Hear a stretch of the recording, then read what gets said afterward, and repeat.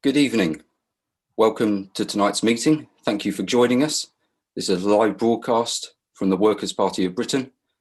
I'll now introduce your host, George Galloway, the leader of the Workers' Party of Britain.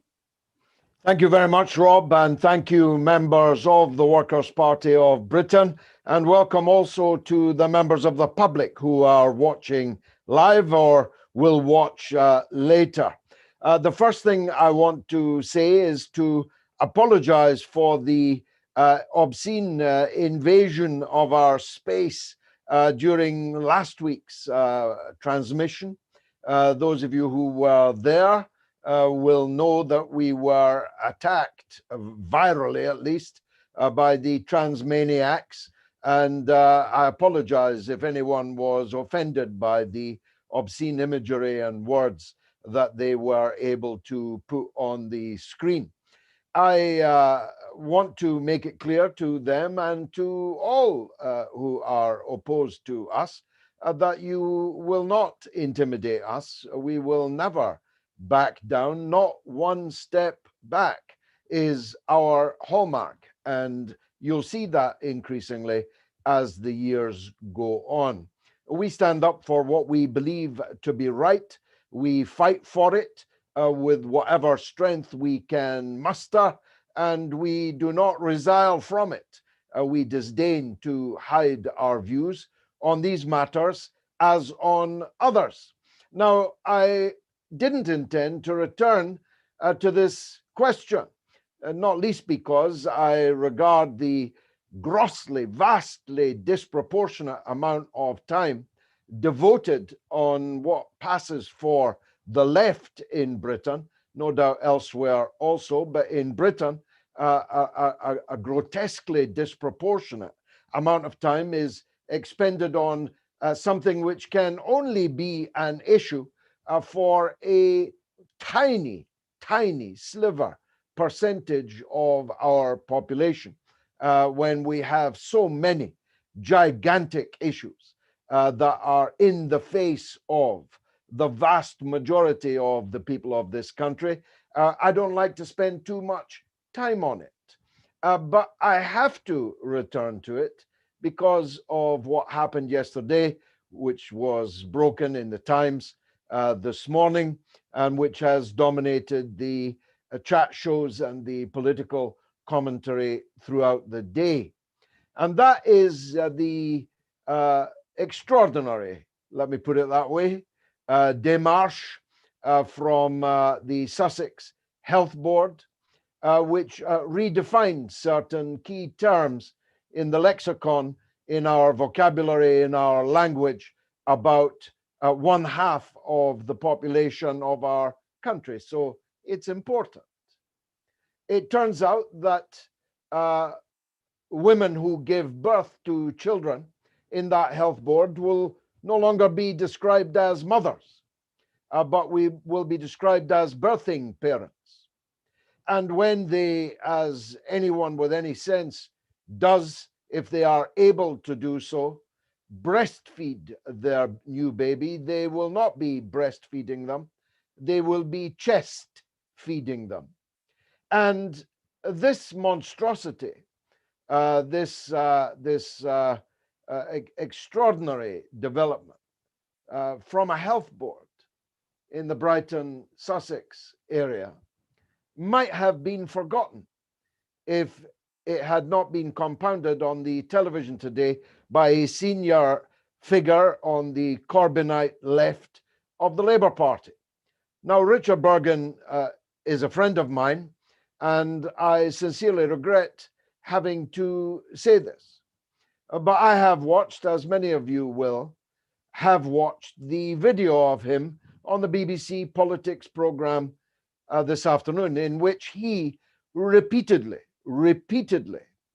refused to give an answer to the question of whether in the law in Britain, people giving birth to children should be described in the law as women or be described as persons.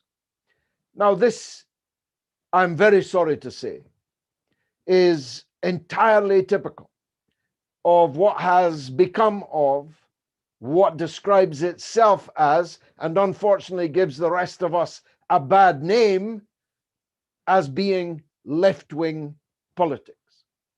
You will never persuade the almost 35 million women in Britain that they are not women, they are persons, that they chest fed their babies rather than breast fed them, that they were not mothers, but they were birthing parents.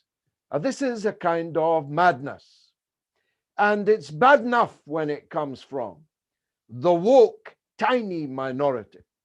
But when it comes from someone like Richard Bergen, a hitherto relatively sensible member of the Corbynite left, it shows the extent to which that kind of politics, that kind of woke identity liberalism, masquerading as left-wing politics, really has disappeared up its own fundament. You will never be a national leader. You will never win back, never mind the red wall and beyond.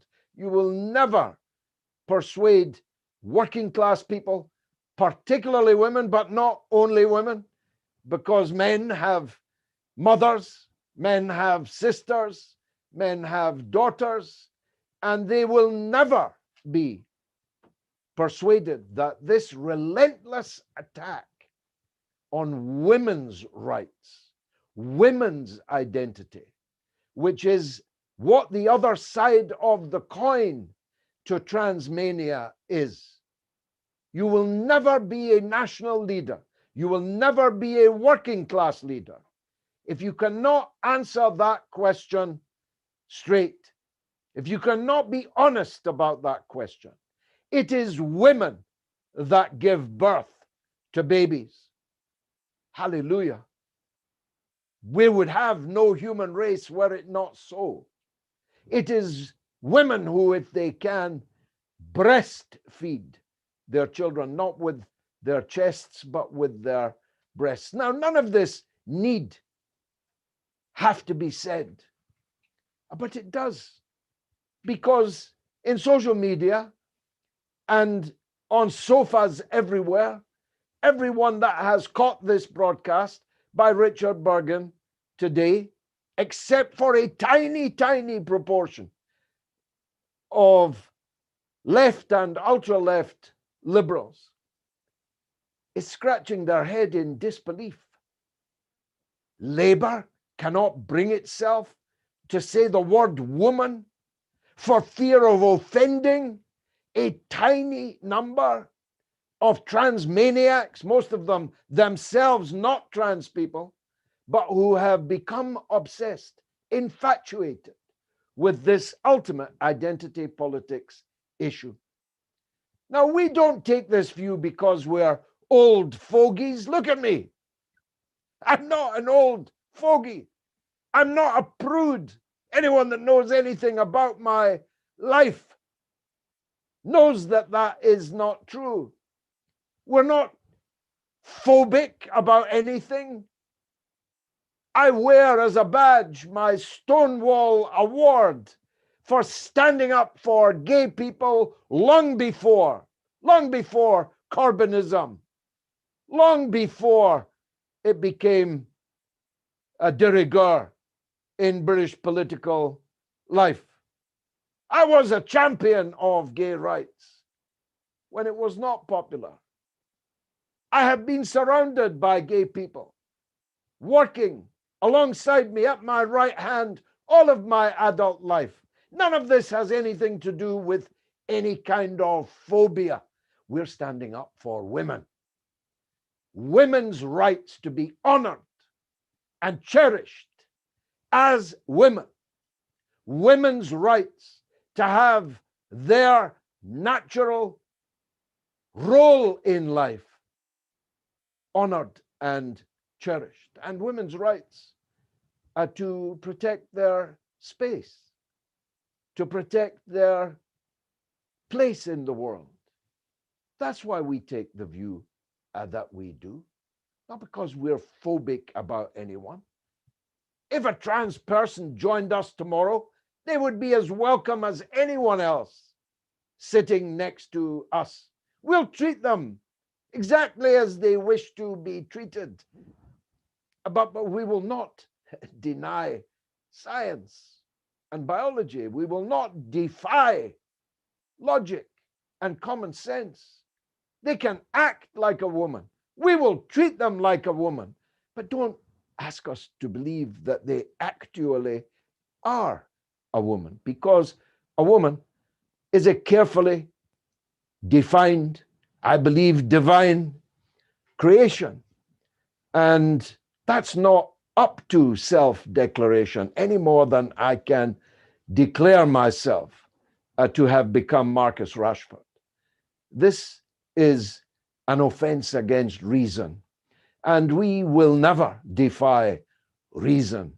We believe in reason, believing as we do that the rational application of objective truths will light the path to the kind of society that we wish to see, where men and women, black and white, gay and straight, of all hues, can live as one, can live as part of one civilized human society.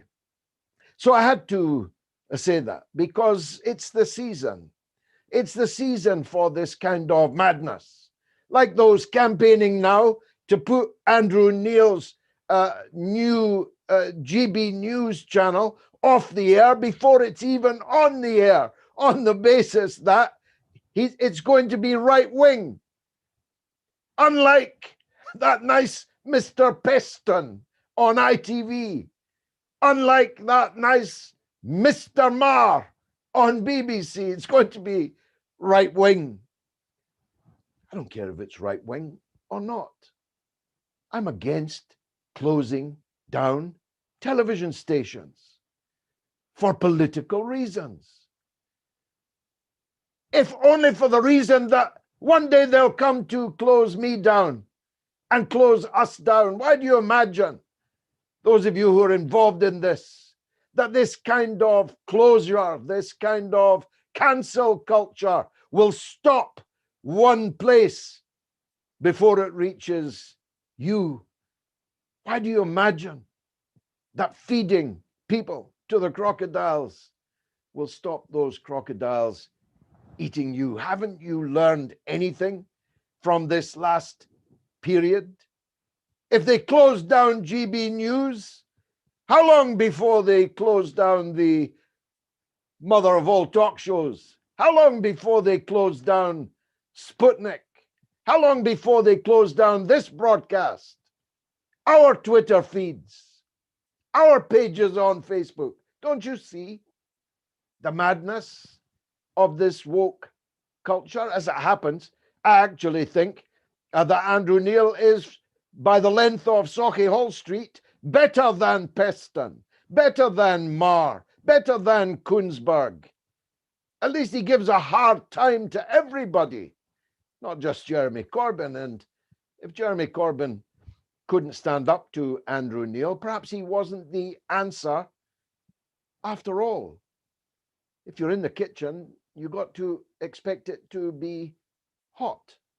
I myself faced Andrew Neil many times. I don't think if you look back at the interviews, you'll think that I failed in any way.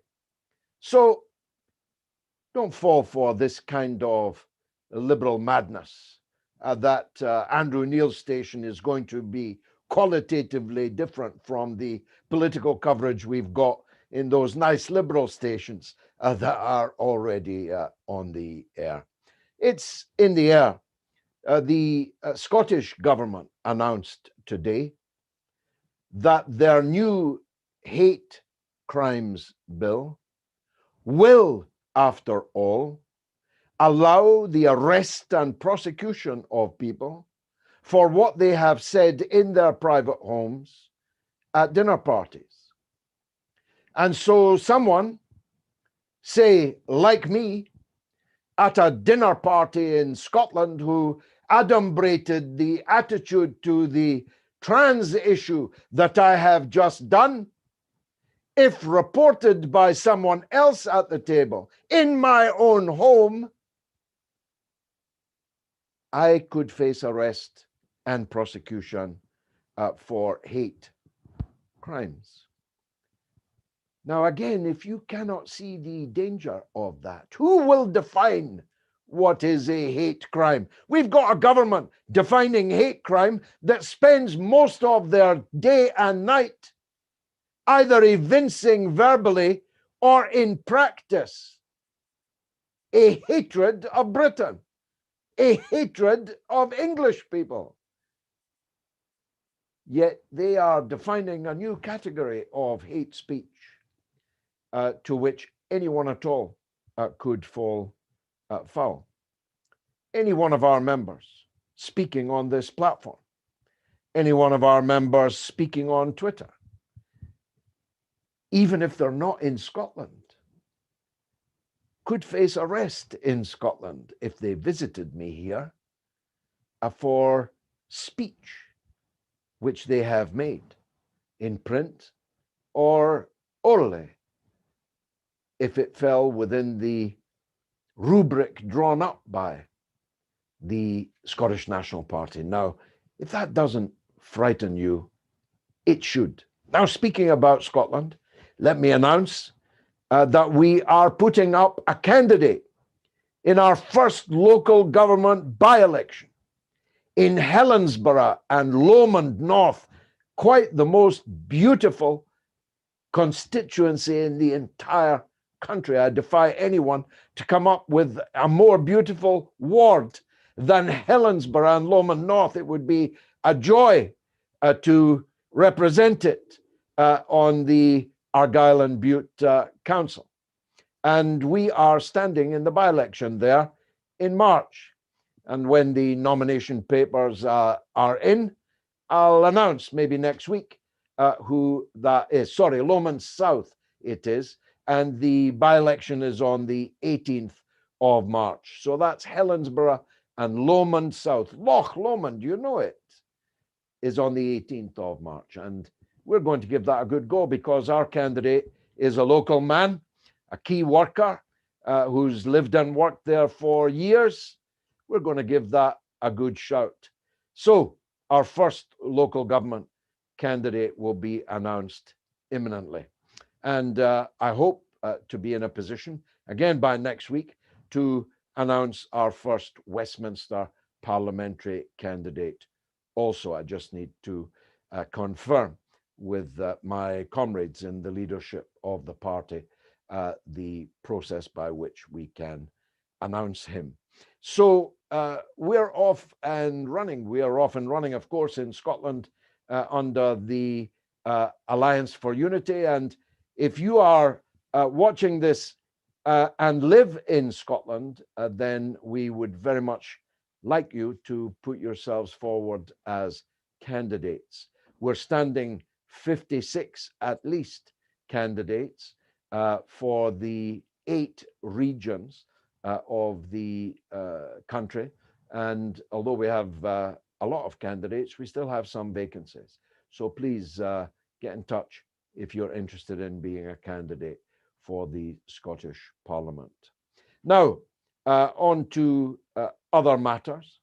It is important, I think, to acknowledge that Britain has now passed the 13 million mark in vaccinations. It's the one thing that the British government did not mess up, though the Scottish government did. The mishandling of the entire coronavirus crisis has been widely discussed by the Workers' Party, including by me, on these broadcasts, and you can go back and listen to them if you think I'm letting the British government off lightly. I'm not. But they have finally reached me, and so I hope I have your good wishes as I go for my vaccination on Friday morning. And I'm very glad to get it. and it's undoubtedly true that the vaccine will, even if it doesn't entirely protect us from catching this virus, in all cases, it will make it much less likely that we'll become seriously ill or, God forbid, die as a result of catching the coronavirus. And that has to be a fantastic step forward. Now, the World Health Organization have concluded their investigations in China, which took place, of course, under intense political scrutiny, not to mention political incitement. The United States, which withdrew from the World Health Organization, kept up a steady barrage of propaganda against China, but it did not succeed in swaying these professionals, these scientists and physicians, people at the very top of the professional tree, from debunking the absurdity that somehow the coronavirus 19 was grown in a laboratory, and either by incompetence or worse, the Chinese authorities allowed it out into the world. This is false. It is a falsehood. That is to say, it's not just false, it's a falsehood. It's a deliberate attempt to deceive for political purposes. And I was on CGTN, the Chinese television station, this week. I urge you to look at the full interview. And I was making the point I've made to you before, but in short, the coronavirus is just one of the different items on the menu that has been drawn up by those who wish China ill to select from a different dish every day. One day it's the coronavirus, next day it's Huawei, or it's Taiwan, or it's Hong Kong, or it's Tibet, or it's the Falun Gong, or it's the Muslim question. They have a wide-ranging menu, and they bring it out for our delectation from time to time, a different dish. But the dish of the day is the coronavirus, the attempt to blame China, when in fact, if we'd all been like China, none of this would be happening. If we had all responded to the coronavirus with the speed and the strength and the levels of organization and state power that China and some other countries, not by any means all politically homogenic, then we would not be in this position now. If we'd responded like China, like Korea, like Vietnam, like New Zealand, then we would not be in this position now. So I urge you all to reject the attempt to frame the people of China and their government. This is an attempt to weaken China, that's all, to slow China's progress. And that progress will not be slowed. In fact, any minute now, the Chinese economy will be the biggest, most important economy in the whole world. And there's no going back from that. So on the international level, we urge constant vigilance. It is remarkable, given the WMD hoax in Iraq, the number of people who can be so easily deceived into one canard after another. You'd think after what happened in Iraq that people would not fall for it again in Libya, but they did. You'd think after Libya they would not fall for it again in Syria, but they did. You'd think after Syria and Libya and Iraq that they would not fall for it again over China or over Russia or over whomsoever is the latest whipping boy. But they did. And of course, it's the fools that fell for it. It was the knaves that carefully crafted the lies.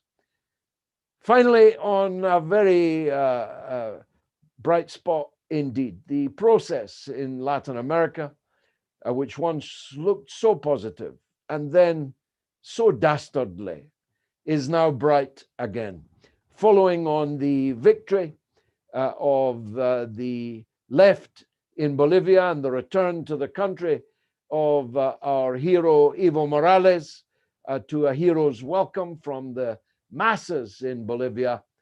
The right wing have again been defeated, this time in Ecuador. Ecuador is important to us here in Britain because it was the country under the great President Correa, which gave my friend Julian Assange political asylum and allowed him to shelter in the embassy in London before his successor, the ill-named Lenin Moreno, literally sold Julian Assange and his country's honor for an IMF loan, which turned out in any case to be a mess of potage. Lenin Moreno did not stand for a second term because his polling ratings were 1%. 1%. And so he pulled out. And the socialist candidate has won by a big margin the first ballot. There will have to be a runoff, and we will, of course, have to be vigilant about what games might be played in that runoff. But the process has begun to reverse. In Argentina, in Bolivia, and in Ecuador, Venezuela is still standing, and Cuba will stand forevermore. Thank you very much indeed for watching this broadcast.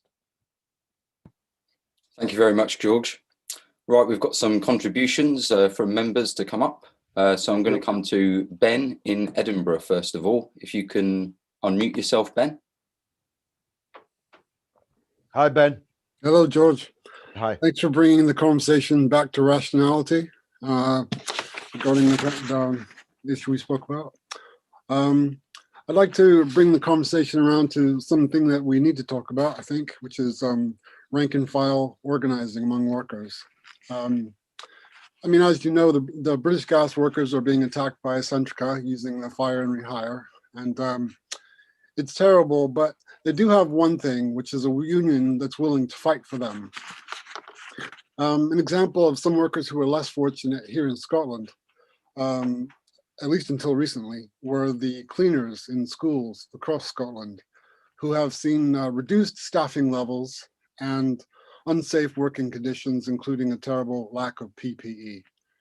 The main union covering these workers was Unison, and they didn't do nearly enough to ensure safe working conditions. In response to this, the cleaners themselves created a collective non-union specific Facebook page and other channels to talk to each other and discuss these conditions, specifically regarding safety and overwork. Essentially, they created a rank and file workers council. And as a direct result of this, they made a collective push to switch from Unison to Unite, and also for non-union workers to join Unite. This has led to increased pushback on working conditions, a sense of empowerment and increased confidence that if problems aren't addressed, they can fight back. I wonder how many other workers are in similar situations and could benefit from creating such a worker council. And what role do you think the Workers' Party could play in assisting with the growth of such rank and file councils? For example, could we help to build a forum containing information about best practices and experiences of other workers? What do you think about that? Yes, we could, and I think that's a very important contribution. I was glad to hear the latter part of it in particular. I joined the Transport and General Workers Union, now Unite, on Christmas Eve of 1973. I know I don't look old enough. Most people couldn't believe that I could find a union office open on Christmas Eve in 1973, but the 1970s was a very different decade to this. As you'll know if you've already bought my audio book, Street Fighting, which is an audio history of the 1970s, which I'm pushing this week. And therefore, in 2 years' time, I'll be a a gold medal member of that trade union. And I always regarded it as a fine trade union, though its leaders have waxed and waned, of course. But when I joined it, the late and great Jack Jones was its leader. Imagine my surprise then that the long, moderate and ineffective GMB has turned out to be one of the most militant and certainly one of the best organized, with the best style of work in the British trade union firmament these days, not least in the militancy and skill with which they've approached this dispute with British Gas. I had one of the leading trade union officials, full-time officials, dealing with the dispute on the Mother of All talk shows a couple of Sundays ago, and she was simply wonderful. And I have been relentlessly spreading that video and other material that the GMB is producing, and I must say they're doing a very good job. It's not easy, of course. The company are offering cash bribes to people to accept the fire and rehire scheme, and they have had some success with it. There will always be 2 steps forward, but 1 step back. But the absolute requirement is to stand up and fight. If you don't run, they can't chase you. And if you stand firm, as so many of the members in British Gas have been doing, then the chances of winning are obviously there. If you fight, you can't guarantee that you will win. If you don't fight, you only guarantee that you will lose. So hats off to the GMB, I must say. And I'm afraid I don't know quite what to say about Unison. They've never been my favorite outfit for a variety of reasons, and they're certainly not my favorite outfit now. And I think these cleaners have made the right decision to join Unite. But I'm sure my comrades in the leadership at the centre will have heard your suggestion about ways that we can intervene commensurate with our strength, I should say, in qualification, in the ongoing and about to rapidly increase number of industrial struggles that will undoubtedly ensue as we come out of the coronavirus into the new economy which the coronavirus in part will have created. Thanks for that question and the opportunity to say that. Thanks very much, George. And yeah, thank you, Ben. I think that's a really good, interesting suggestion. And George, as you say, you know, it's not the case that simply by engaging in these struggles that, you know, we can be sure that they'll be won. But of course, you don't have a chance of winning if you don't struggle. But also, you know, actually getting involved in that kind of collective representation, trade union organising, is a way for workers who, you know, otherwise, you know, are pretty much, you know, at the mercy of employers, to actually learn, you know, tactics of organising, you know, how to actually organise yourself as a group and what you can get out of that. And it's very important to have those victories. You know, they might not solve all of the problems that face workers, but, you know, small victories like that made against an employer, you know, are really good ways of actually building confidence in the working class. And, you know, people can get the sense that it's not a hopeless struggle. You know, if you band together and you get yourself organised in that way, you know, you do have a chance of really pushing things forward. So, yeah, thanks very much, Ben. Those suggestions are noted and appreciated. I'm going to come to Joshua next. If you'd like to unmute yourself, Joshua. Thank you. Evening all. Hi, Can everyone hear me? Yeah. How you doing? Yeah. Okay. I've gone through a lot of arguments, so I've gone through quite a few arguments what the SNP have about, you know, the say that they would get as part of the EU as a inverted commas independent nation. But there is one final weapon I think the SNP are likely to exploit, and it is the contention, the polemic even, that at least in the European Union, you don't have to ask the European Commission permission to hold a referendum on membership of the EU, whereas in Britain, Holyrood has to ask Westminster to hold permission for a second referendum. Now, to be fair, the EU Commission is unelected, certainly it's not elected by any ordinary person, whereas at least the government in Westminster is democratically elected up to a point. So that undercuts that argument to an extent. And also, I think a lot of European Union countries cannot actually leave, particularly if they're part of the Euro. I mean, France couldn't very well leave because it's got European Parliament, ironically, in Strasbourg. So, and Belgium couldn't leave because that is the epicenter of the EU. It's got the EU Commission, I believe, based in it. But what say you, George? Do you think that's it? I don't think the argument does hold water when you consider those factors, but I was hoping that you could, to quote Anthony Hopkins as Hannibal Lecter, throw us with your acumen, see if you could come up with a better argument than what I just outlined. Well, I saw it put very well today by someone on Twitter. If the Brexit referendum had been lost by the Brexiteers by 55 to 45 just 6 years ago, how long do you think it would have been until we were given another referendum on Brexit? I thought it was a blindingly strong point.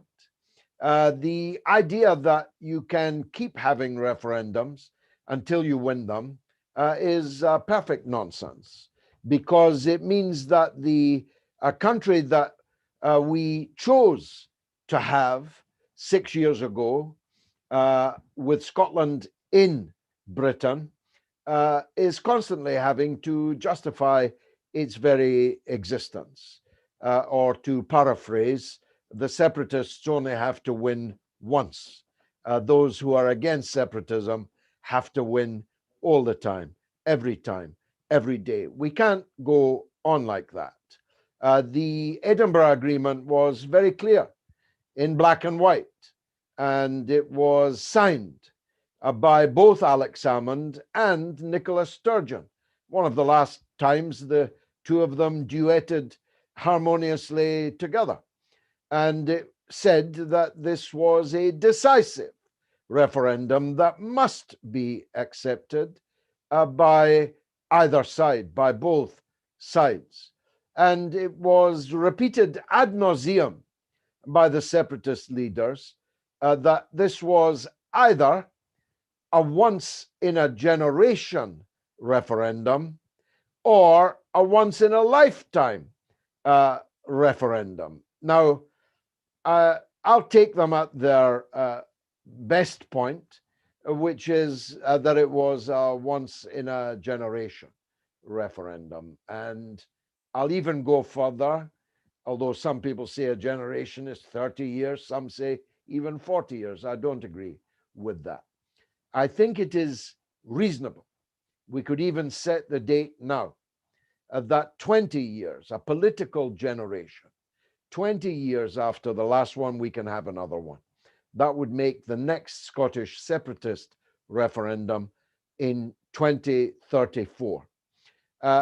But that referendum, were it to be held, would have to be a very different kind of referendum to the one that David Cameron inexplicably handed to Alex Salmond, where Salmond got to choose the date, the 700th anniversary of Braveheart and the Battle of Bannockburn, 2014.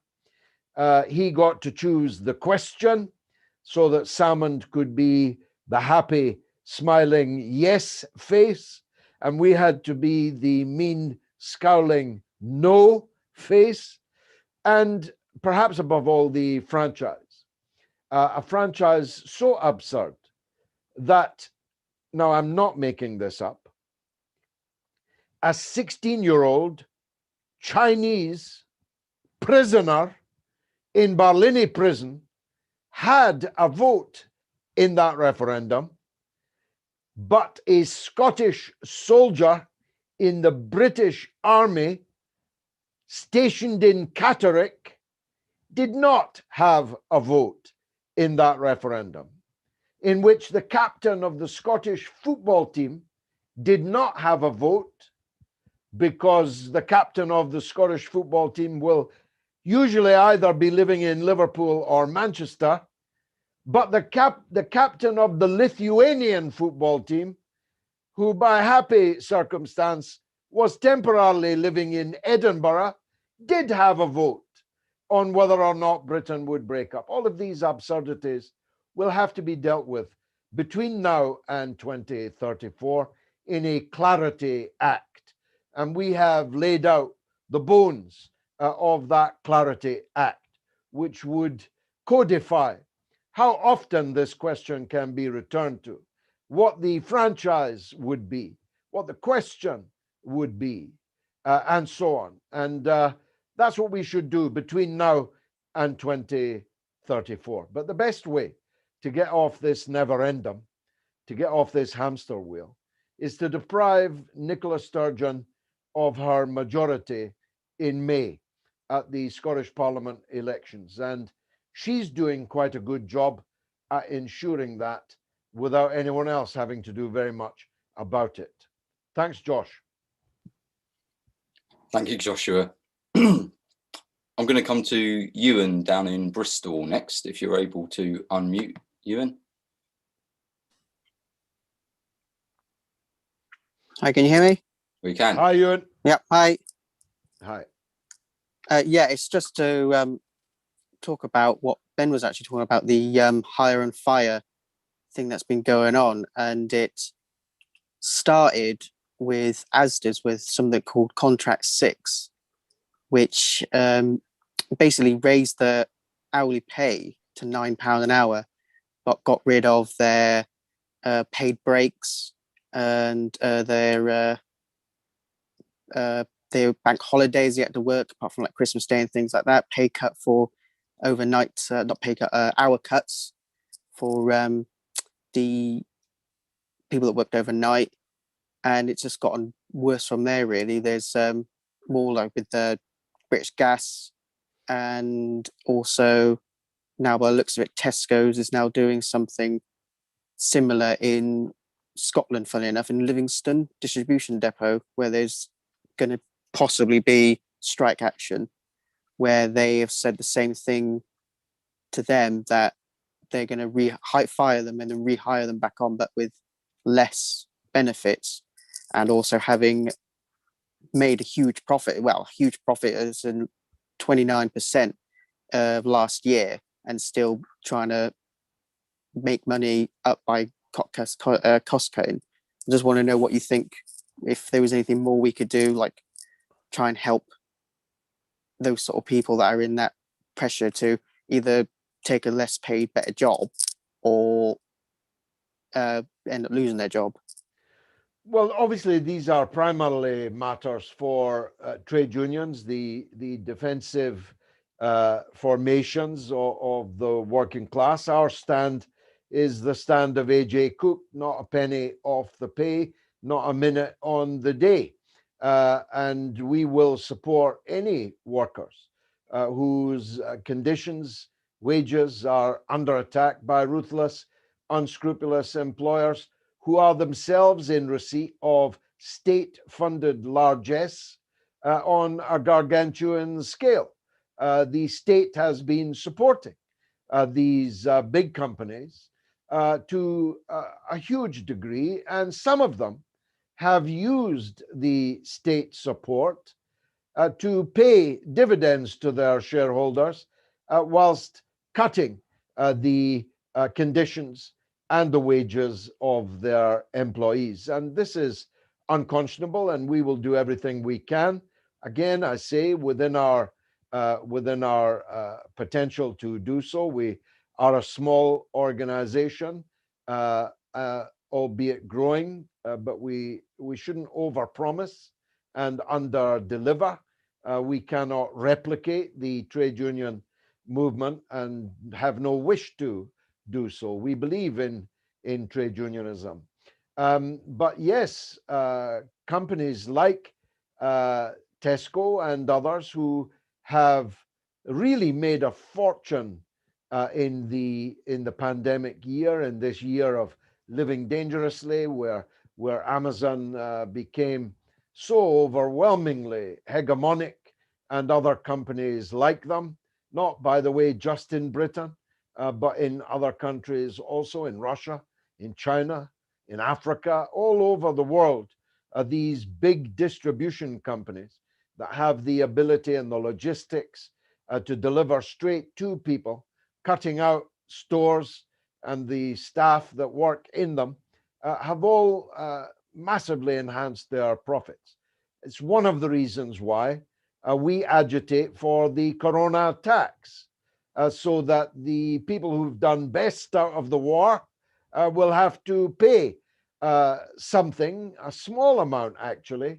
It's a modest proposal, so that the rest of the working class can be saved from some of the worst of the consequences of the pandemic. Thanks very much, George, and thanks for your question, Ewan. I'm going to come to Tess next, if you're able to unmute, Tess. Thanks, Rob. Hi, George. Hi, everyone. Hi, Tess. What Ben and Ewan are just saying is kind of linked to what I was going to say. We've been putting together the environmental policies for the party. We've got a group going, and it's quite a few of us, and we're all sort of getting our heads together and going off and researching different bits and bobs to do with what our policies will be to do with the environment, because obviously that's really important. Everywhere we look, though, as we talk, we realize how up against capitalism we are in every direction we look.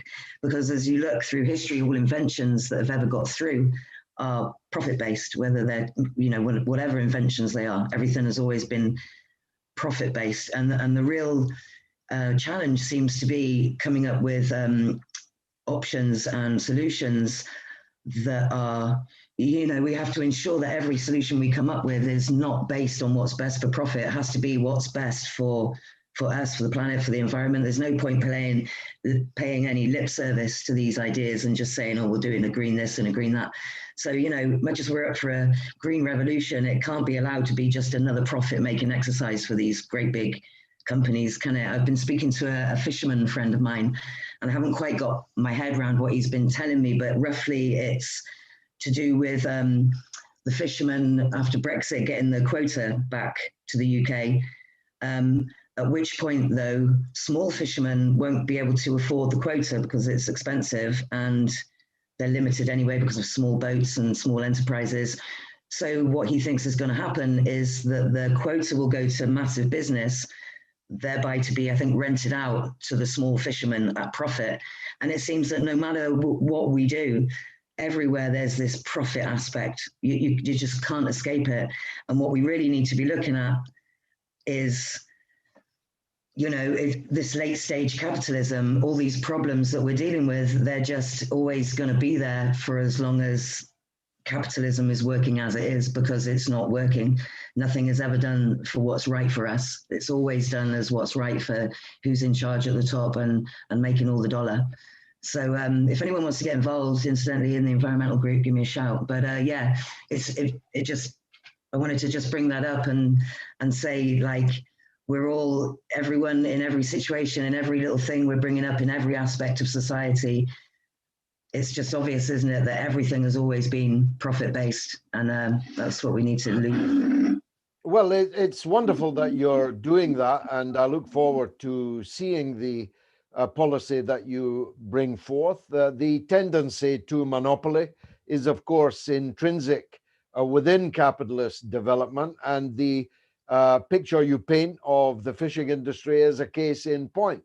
As a matter of fact, the tendency to monopoly was already well underway before Brexit. And now that we have Brexit, it won't be reversed unless there is state action to reverse it, which there should be. And that's why we always will find ourselves as allies of small business, even medium-sized business, against the monopolies. That's why we'll support, for example, aid to the small trawlers, trawler businesses, trawler men. I find myself avoiding the word. You see how it works. The trawler men in small companies need to get bigger boats now that we can catch more fish again. And those bigger boats cannot be afforded by the smaller businesses. So there should be state aid, which we now have a legal right to do now that we've left the EU. And it will create shipbuilding jobs to build those bigger vessels. It will provide more employment in Britain's coastal communities to fish more in better, more modern, bigger, more efficient vessels. So we will support these kind of demands which the small and medium-sized enterprises will make of the state. I'm sure that they will. A lot of what has been happening, it turns out, I wasn't by any means an expert on this before or even now, but I know more now. And what I know is that actually a lot of the big fishing companies are actually employing foreign labor to man their vessels. And therefore the employment opportunities to British workers are not being properly shared around. So there are many issues that arise out of the new situation that we have in the fishing industry. And we need to keep on top of them because, of course, amongst the working class in coastal communities are the biggest number of alienated people from the late capitalism that you describe, who are living really difficult lives in difficult social and economic circumstances, in run-down coastal towns and villages that have seen better days, but are now shabby, underinvested in, with higher than average unemployment, and with not very much to do for their sons and daughters beyond catching a train somewhere else to find work and to find housing. We need to be on the side of the families in those coastal communities. And we very much hope that your environmental policy will help arm us to do that. Just one last point. We recognize and acknowledge that capitalism was a necessary and revolutionary force which transformed the country and made socialism one day possible.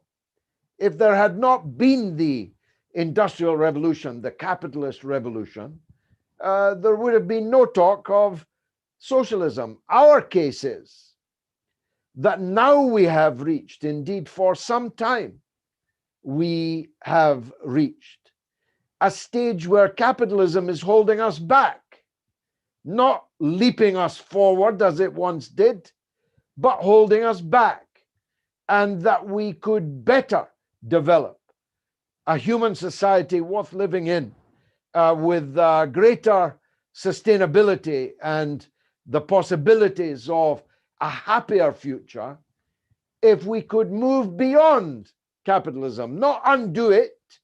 We don't want to go back like Greta Thunberg to some imagined idyll in the pre-capitalist era. We want to go forward and make use of the revolutionary change that capitalism brought about and take us onto a higher form of society, which we believe is both possible and necessary. Thanks very much, George. Well said, and I think that's explained the position quite nicely there with the understanding of capitalism and development and everything like that. There is confusion around that sort of subject and how the left or socialist approach it. But yeah, I totally agree with that. I'm going to come to Tim in Bromley next, if you're able to unmute, Tim.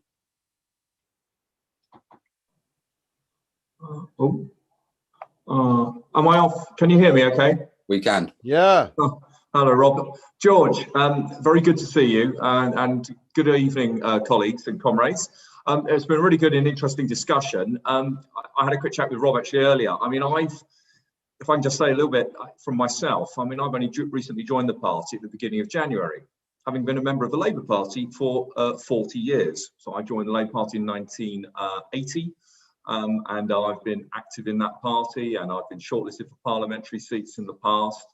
And it was something very hard actually for me to consider leaving the Labour Party. But I think where it really got down to, and it goes a little bit to the point you raised at the beginning of your talk, George, about Richard Bergen basically not giving a straight answer to a straight question, or a clear answer to a clear question, probably a better way to put it, is I just got increasingly frustrated with the way that once Jeremy Corbyn had been elected, and I share your view, I don't think he was a profoundly effective person in terms of the demands of leadership, but nonetheless, the whole attitude of the Parliamentary Labour Party in consciously seeking to undermine him and the whole of the agenda that was being put forward, the behaviour of people like Wes Streeting was just frankly outrageous. And I thought it was just so diabolical, I got quite disillusioned with that.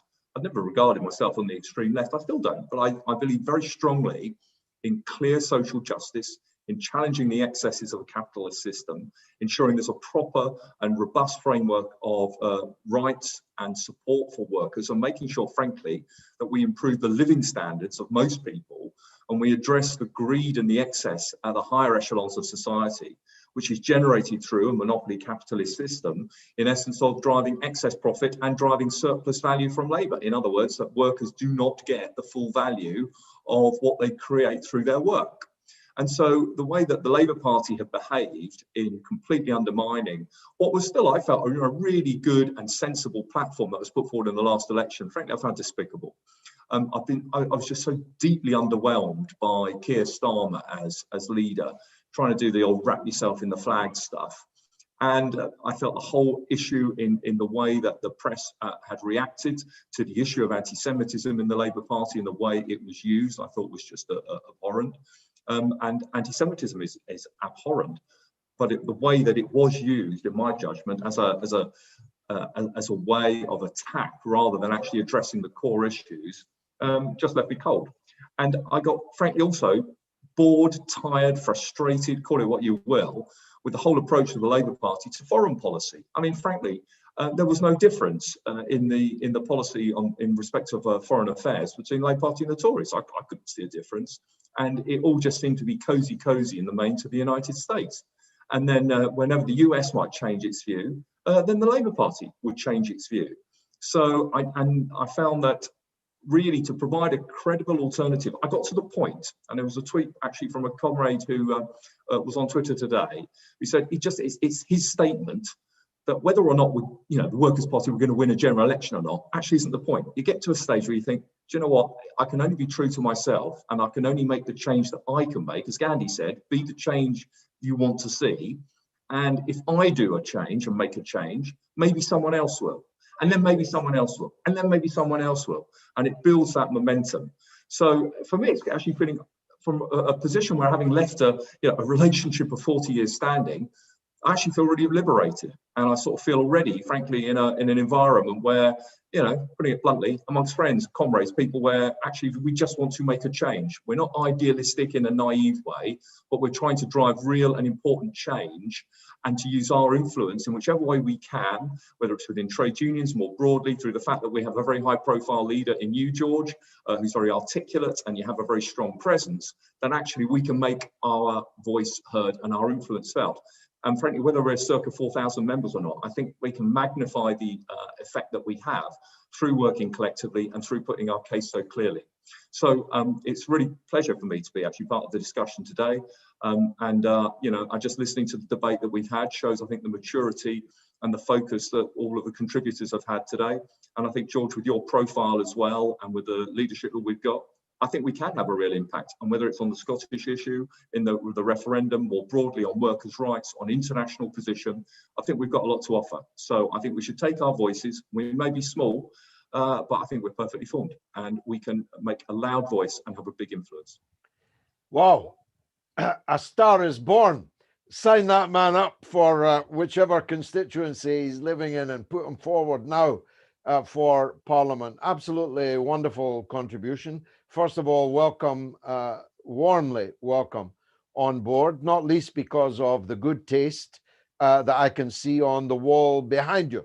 Anyone who has the good taste to be showcasing the jam on the Workers' Party broadcast is all right by me. Just in parenthesis, it is funny that you said that about the flag.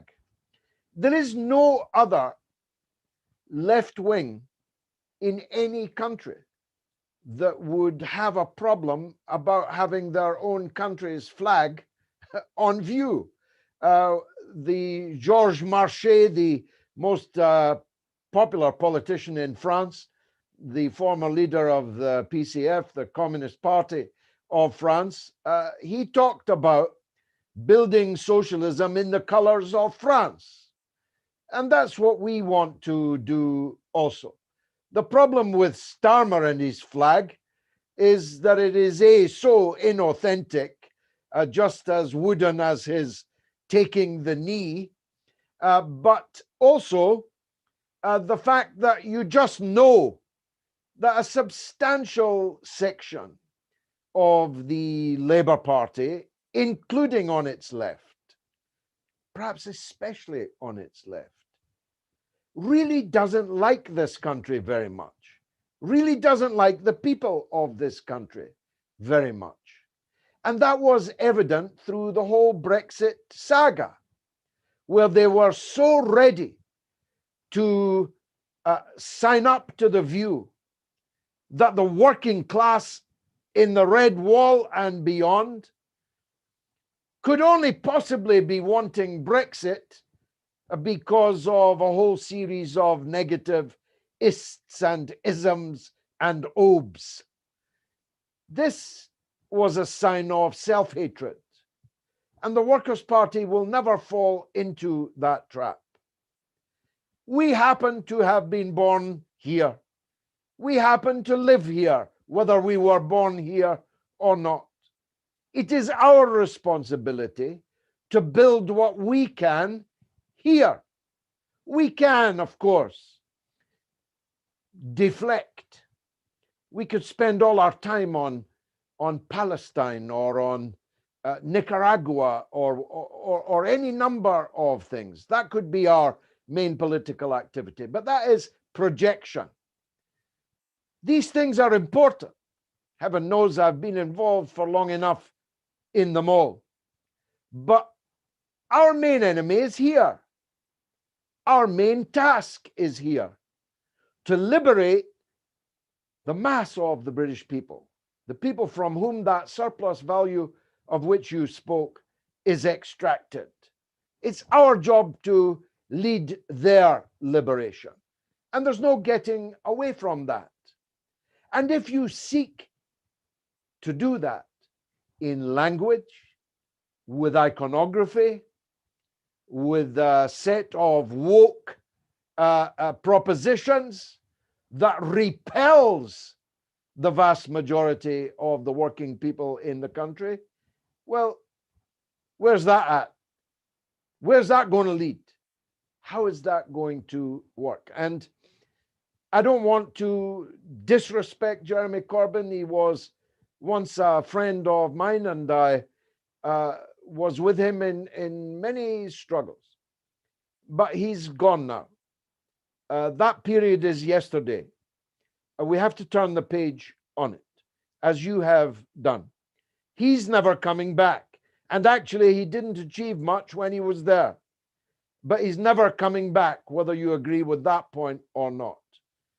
Starmer and the Blairites are fully in charge, and they will never allow, ever again, anything like the Corbyn interregnum to take place. Because unlike them, unlike Corbyn and his people, the Blairites know how to use power. They know that when you get power, you must so arrange things that you never lose it again. And that's exactly what's happening in the Labour Party now. Mass expulsions, suspensions, resignations, rule changes, sackings of staff, rehiring of dedicated Blairite staff from the General Secretary downwards, the rewriting of policies. The point you made about Britain and America's foreign policy was so apt.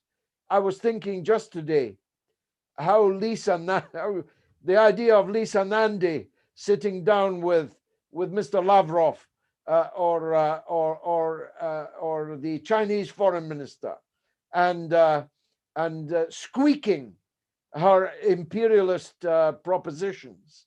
It's utterly laughable. The Labour Party's foreign policy is actually worse than the Conservative government's foreign policy. It's demanding more confrontation, more war, more distance from, for example, the Latin American developments that I was just talking about. So that's over. You can keep it on your wall, like that wonderful Jam poster. You can keep the icons of the Corbyn era on your wall, but only as a historical curiosity, because we're in a new world now. We've got a new set of tasks. And I honestly believe that for the reasons you mentioned, our clarity, the profile that I've got, the dedication of the people that have joined the Workers' Party, most of whom, by the way, were never in any political party before us. Second biggest category would be yours and mine, ex-members of the Labour Party. The dedication, skill, plurality of the members that we have recruited in just over 1 year and 3 months, has led to this tremendous development. Thousands of people will watch this broadcast tonight, and more than 1 million, getting on for 1.5 million, have watched our broadcasts in total. We are having an impact, and the bigger we get, especially once we're let loose on the streets, the better we'll do. So welcome aboard. I sincerely mean that. Your contribution is probably the last one of the evening, and it was the perfect last contribution of the evening. Rob. Thanks, George, and thanks, Tim. Yes, you're right. We have gone over time by a little bit, but I think that was a great contribution, and your response there, George, excellent way of, pointing out all of these things, the reasons why people have been driven to, finally throw in the towel with the Labour Party. I'm sorry to the other attendees who have got their hands up and I know have got things to say. I will endeavour to come to you next week, first of all, and make sure that we get you on the list. But to everyone that's attended tonight, thank you very much. Thanks for the contributions. It's been a great meeting, and I look forward to seeing you all again soon. So good night. Good night.